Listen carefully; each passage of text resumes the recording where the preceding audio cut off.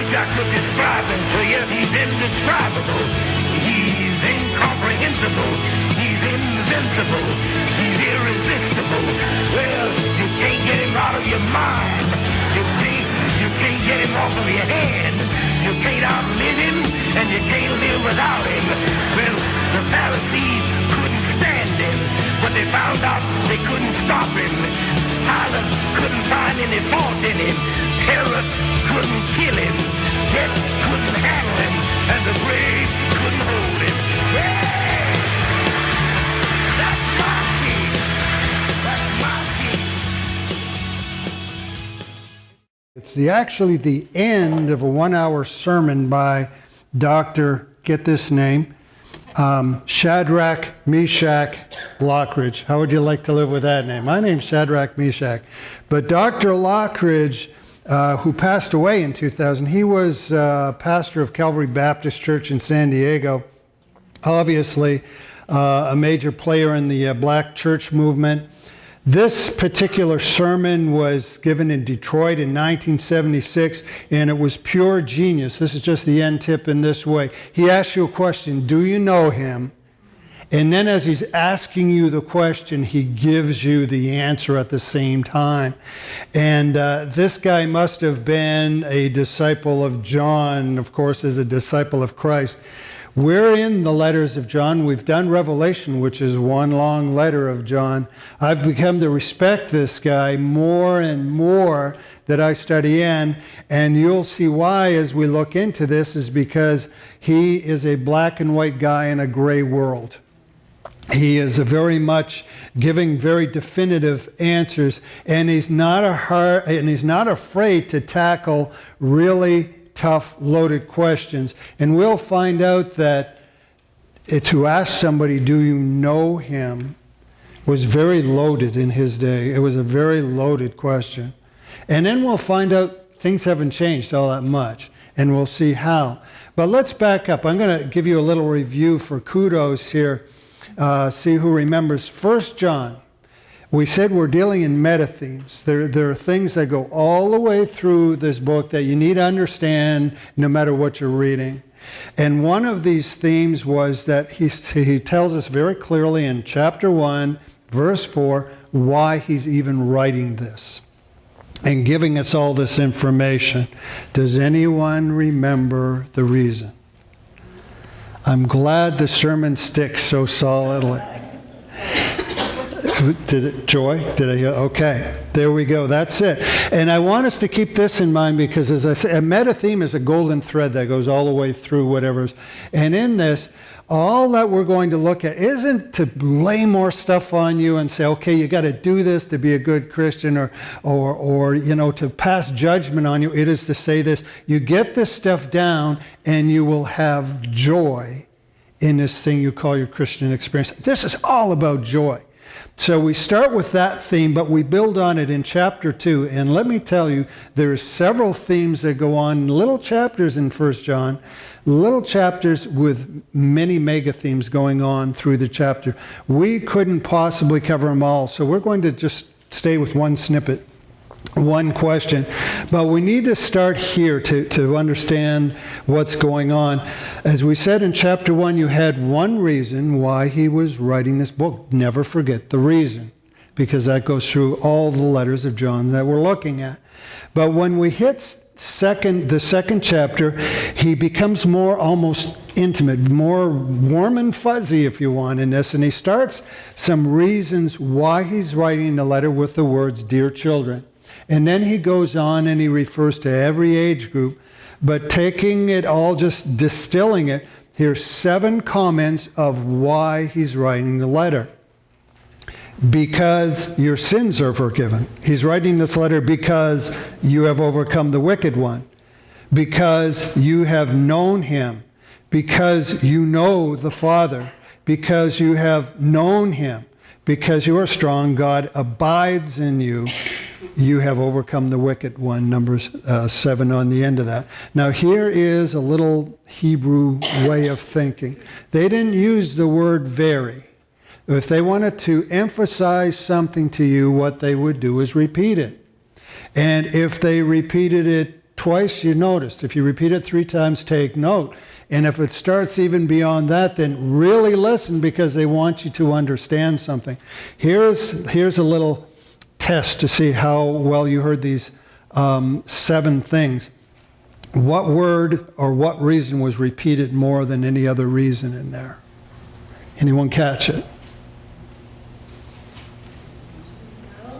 No, that's exactly right. And I mean no is, yes, that's the correct answer. The word is no, not to make anything confusing. He is emphasizing the reason for writing this to these people is because you know him.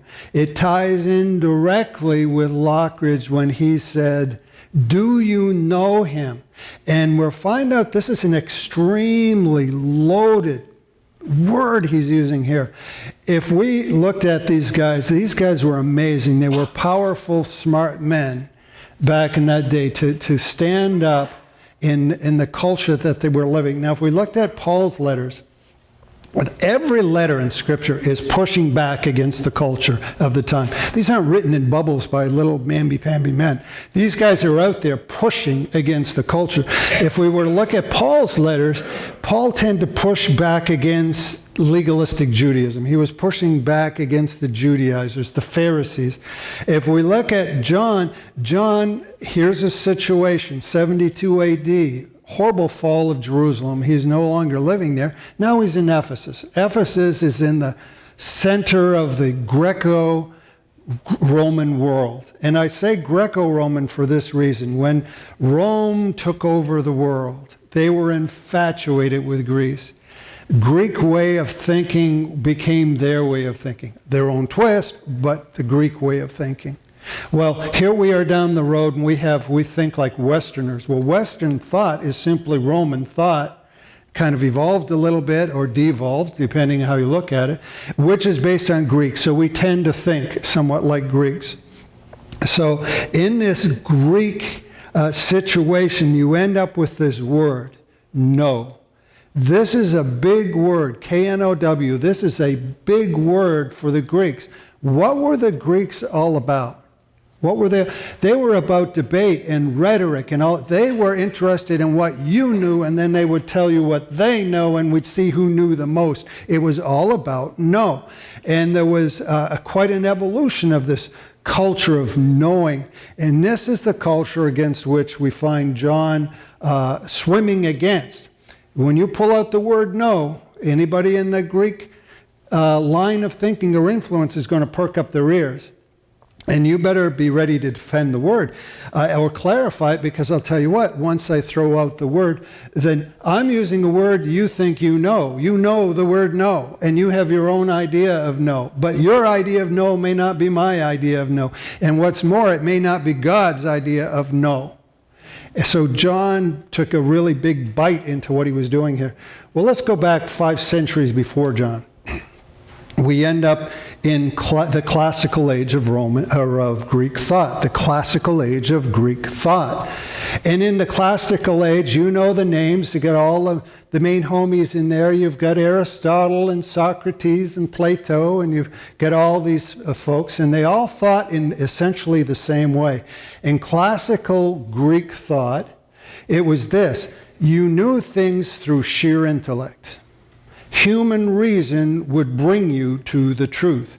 Use your brain. Well, we still think that way to an extent today, although I'm not sure we always follow it. Use your brain. Sheer intellect. Everything depended on human reasoning, even religion. Wow. So the depths of this, Socrates, just a vignette with one of his young students, he asked him, do you know this thing they're talking about, or are you guessing? And the young man admitted, well, I guess I'm guessing. And he says, well, when you're done guessing and you know, then come back and we'll talk. And knowing was everything. Knowing was everything.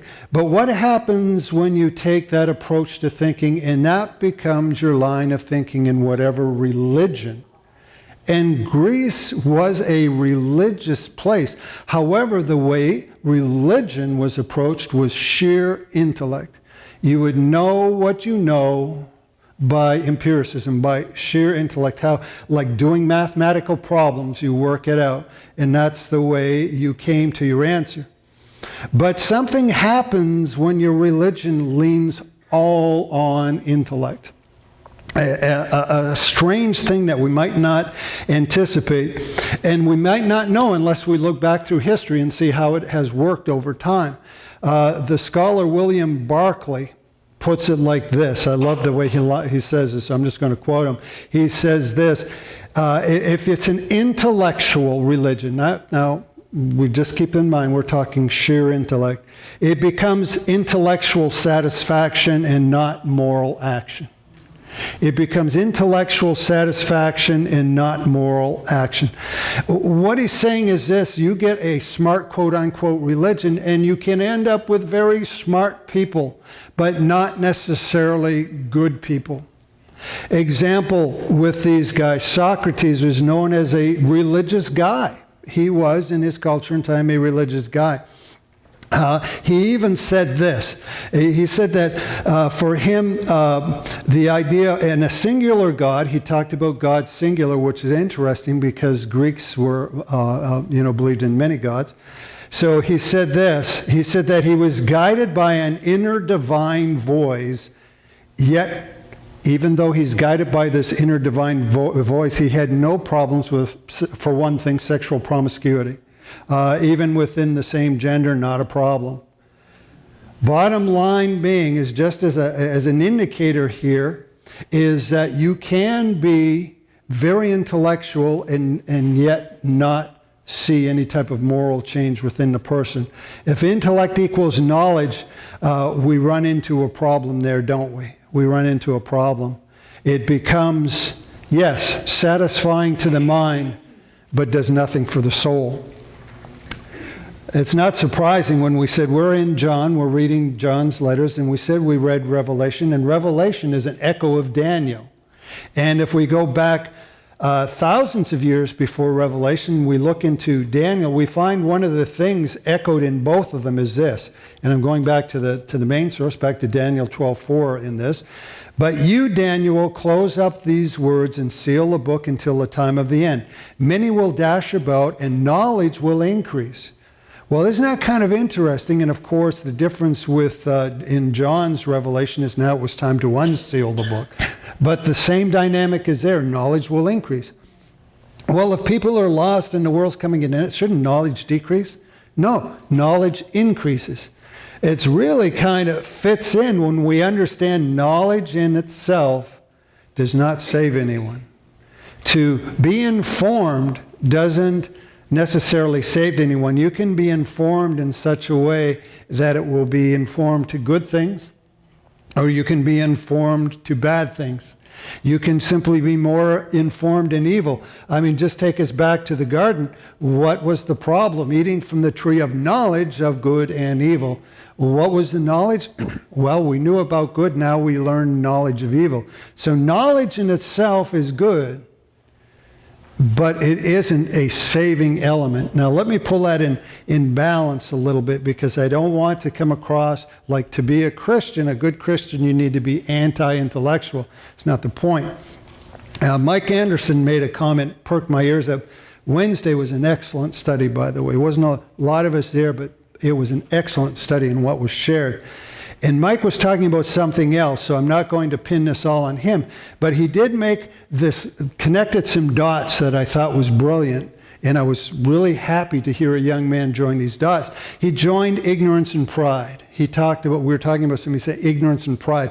And it's amazing how they do get linked together, because you probably even know people. You can be a person who knows so little that you don't even realize how little you know. You ever notice the people who really say, I don't know that much, are the ones who are fairly educated in a topic? You can know so little, you don't know how little you know. And you tend to be proud. You know why? Because you don't know how little you know. Yeah, I'm involved in a good church. I know virtually nothing about God, but I know so little I don't even know what I don't know. But I'm proud I'm part of that church. Or I'm proud that I'm a good person, or that. So it can work either way. You can have a whole bunch of knowledge for the sake of having knowledge and be very proud of that. even good knowledge. Or you can know so little that, man, you are so clueless you don't even know what you don't know.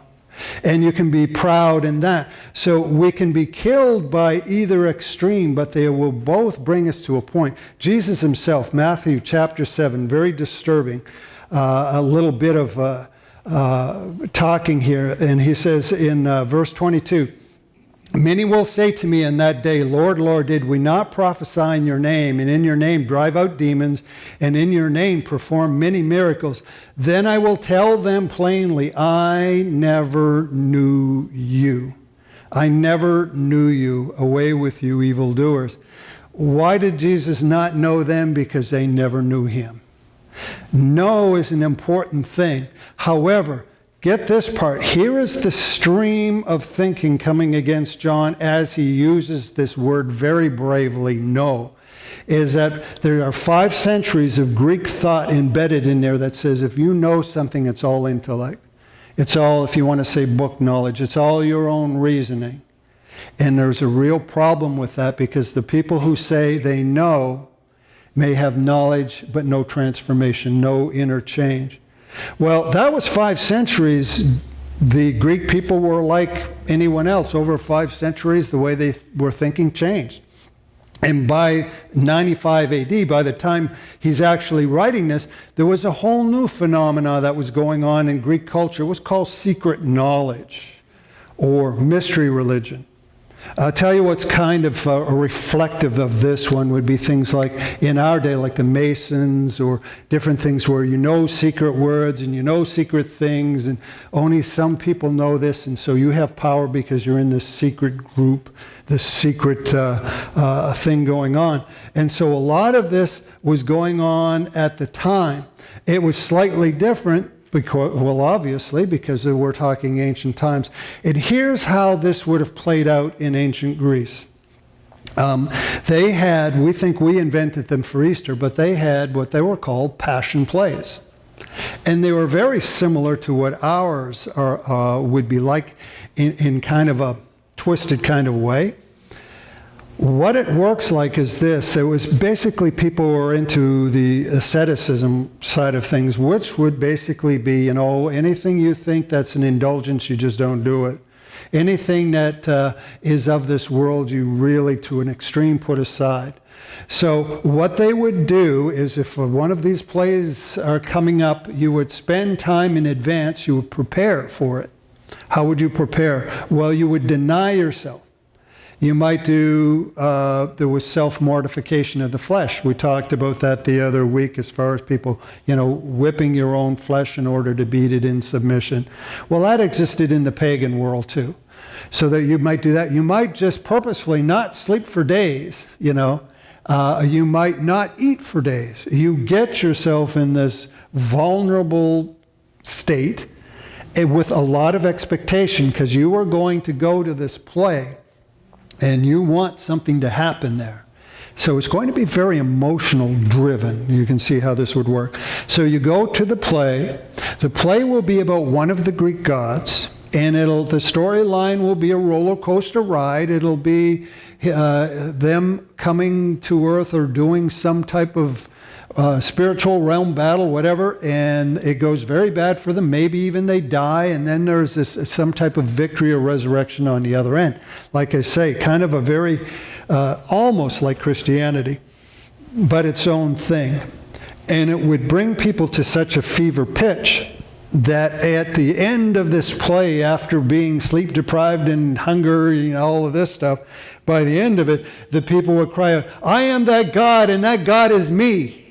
And they would identify with all the trouble and then thus identify with all the victory.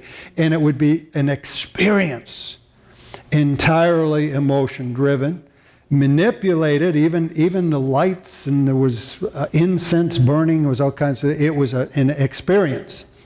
And it was meant to be an experience. It was all emotion, experience-driven. Well, what's wrong with that? We want to have experience in knowing. To know is to experience the thing. It's all about the experience.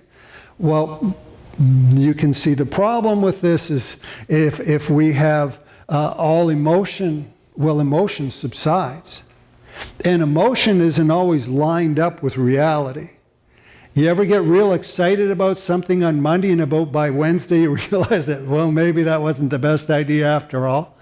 Well, if you have a religion that is entirely emotion driven, and it doesn't necessarily line up with reality, you end up with a transient thing going on, and you never really accomplish anything because it subsides. You pump yourself up, it subsides, you pump yourself up, and it's never a real thing. So here we have the opposite, or another variation of this. Once Greek thought that was still strong was, it's all about intellect. Don't give me that stuff. And on the other side, it's all about experience. Don't give me that cold intellectual stuff.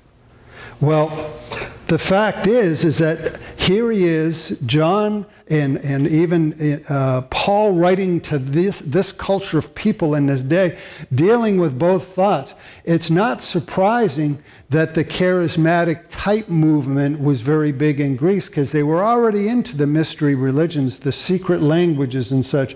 So when you have something like even a genuine gift of tongues, wow, that's an unknown language. That's a mystery that is given to you for ecstasy or experience. It's an experience-driven thing. So they had a real problem with this. And rather than try and explain for them, here's a little snippet of Paul writing a letter to a Greek church, trying to pull this in line. 1 Corinthians 14:18, he says, I thank God that I speak in tongues more than all of you. So he's not debunking it. But in the church, not in private, he's talking in the church situation, but in the church, I would rather speak 5 intelligible words to instruct others than 10,000 words in an unknown tongue. Brothers and sisters, stop thinking like children. So here we have 2 lines of thinking. Sounds strangely familiar. One's coldly intellectual. The other one's hot emotion, but transient. Well, there was a third line of thinking in John's time that he would be referring to, and it was the Jewish way of knowing God. Now, sometimes you get ready, okay, here we go, we're going to beat up on the Pharisees. Well, no, they obviously didn't have everything wrong, because they still had the same God. They had the right God. Now, here's the difference with theirs. They say you cannot reason your way to a transient God. He is too far beyond you.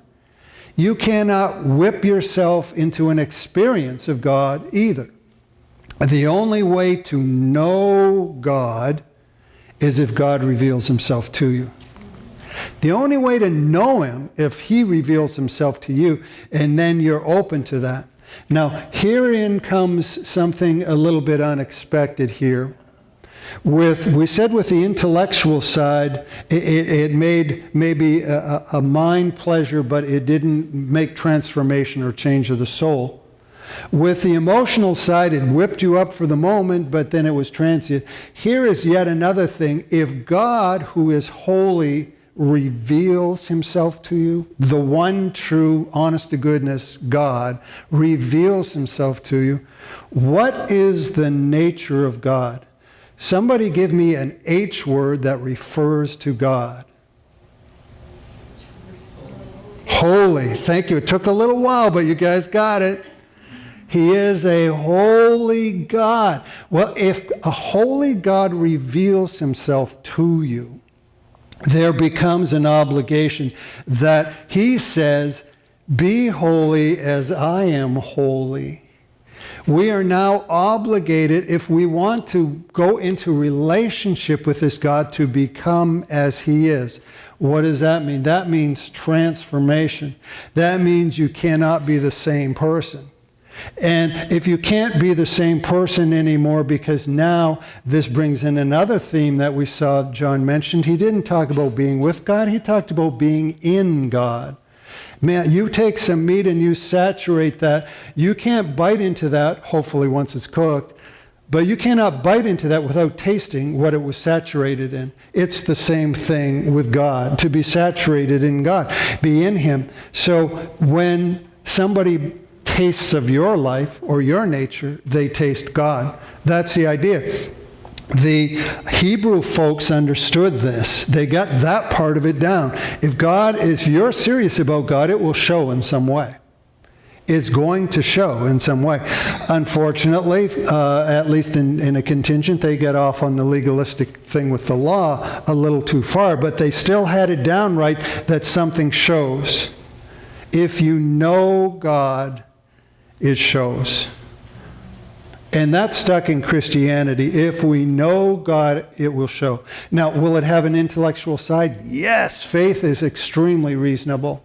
You can study. Well, I just talked about this little chapter. We could spend months in this little chapter pulling out all that's been said and reason. Yes, there's reason. Is there emotion? Well, let me ask you, if there's a God of the universe who created everything and he's perfect goodness and all, and he's perfect in power and he's perfect in his love for you and all of this, shouldn't you feel a little something if you really connect with him? Shouldn't there be something there? So these things aren't missing. They're just not the main thing. To know God is to be exposed to the reality of God. To allow him to show himself to you, and then you are open to the reality. So it starts there. And if that has really happened, if it's really happened, you don't fake it. I love the word from the first class. It emanates from you. You will show it. You will show it. And as I was doing some study in this whole thing between this battle of intellect and emotion and all of this, I came across an interesting article, not of a church that we are particularly involved with, but it was written by the Congregationalist, or an editor for the Congregationalist Church, which is really the heritage, the historic church of New England. That's where things came from. And they had divided into a Trinitarian faction and a Unitarian faction. And of course, a Trinitarian would fit more in with where we are, the Unitarian, not really. But anyway, there was a letter written in the New England magazine entitled, "Can Congregationalists Join Hands? A Thought for 1920." Okay, so here you go. Oh, that's old news. Well, yes and no. Now, here's where I invite you to do this. You take the names, you plug in whatever church you want. I'm not interested in the denomination. What I'm interested in here is the dynamic of what's going on. That's what I would like you to hear. So here's how the little editorial went. The Trinitarian Congregationalist is a worshiper of Christ. The Unitarian Congregationalist is a disciple of Jesus who seeks to follow but does not worship his master. The Trinitarian Congregationalist finds the worship of the Unitarian Church coldly intellectual. There is to him something missing in it. At times his deepest religious sensibilities are shocked. He does not always know the source of his discontent, but he is nonetheless discontented. He leaves feeling that he has been given, quote, stones for bread. The Unitarian Congregationalist finds the worship of the Trinitarian Church deeply tinged with superstition. It seems to him to be unreasoning and emotional. He is shocked by the absence of the keen, incisive, ethical note so dominant in his own church. He departs unhelped and uninspired until we clearly see that which is sacred, that which is lovely, that which is Christian in both types of worship. There's little hope of reconciliation. Bottom line, getting to this, is both of these lack something when they become the main thing. Regardless, the idea of coming down to the sacred is the important thing. I even think here, this touches us. I remember having a conversation many, many years ago now, but with someone here, and they got talking about anointed preaching. Preach it. And I said, well, that's interesting. I'm curious. How do you know exactly what anointed preaching is? And it basically came down, they shout a little louder. They're a little more emotional. They really believe what they're saying. And I think you better be sincere if you're preaching. You want a sincere preacher. But is that what we base truth on? Is that what we base truth on? No, it's a little bit different. But on the other side, I don't know about you, but I've been places that I felt I've just been given stones for bread. You know, it's been very cold, leaving very unchanged from this. So the struggle still goes on. And I guess we need the bravery of John himself to where he got his bravery. And we look at the question, do you know him? It's still a loaded question. Jesus said, I mean, in here, if we filled with this place with every person who ever went to Canaan Church, and I stood here and I said, do you know him? And we probably have resounding yeses all over, but would it be the right yes? Would it really be knowing as God says knowing is? If it is, it comes down to this, you know, if you distill down what John says in this one little issue here, it comes down to this: if you know, it will show. If you know, it will show. It's not going to be fake. It's not going to be something you do. It's going to emanate from the very instinct of who you are. Not because you are such a big godly person, but the God who is God is emanating from you. If you know, it will show. If he has revealed himself and you've been open to it, it will show. So I guess in this situation, if I stand here and I say, do you know him? Then the next question would be, then show me the proof. Show me the evidence. That's what John would say. That's what John would say in this.